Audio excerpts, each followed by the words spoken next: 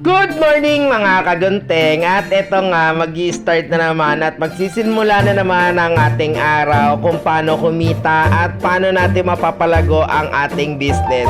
So sa marami naman tayo talaga nagiging problema at maraming pagsubok sa ating buhay, ay kailangan natin i-go-go lang natin yan at sumunod lang tayo sa magiging proseso ng ating buhay. At wag mong mamadaliin kung ano man ang gusto mong talagang marating. Marami talaga ang pagsubok na darating talaga sa buhay natin na hindi natin inaasahan, pero kailangan din nating tatagan ang ating sarili kasi nga talagang kung hindi mo kakayanin, wala talagang mangyayari kung susuko ka na lang, 'di ba? Kaya gaya natin, sipag at tiyaga lang, gawin natin dire-diretso, at kung ano yung naging proseso natin nung una hanggang ngayon, ganun at ganun pa rin.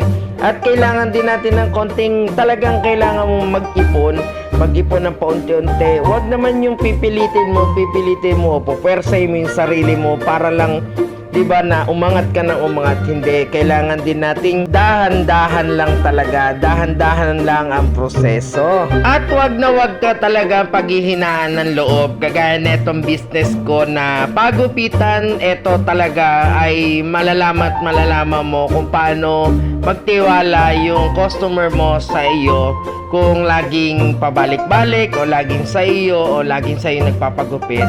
Diyan ka talagang maging masaya at lumigaya dahil talagang nagugustuhan nila yung talagang gawa mo. Hindi sila nagno-no choice, kagaya na sinasabi ko nga lagi sa video ko na hindi sila nagno-no choice. Talagang kung bumabalik at babalik talaga sa iyo, talagang nagustuhan at talagang ikaw talaga ang gusto nilang manggugupit. Kaya wag mong aalisin kung ano yung gusto nila or kung ano yung gusto nilang gupit, ay ibigay mo lang, 'di ba?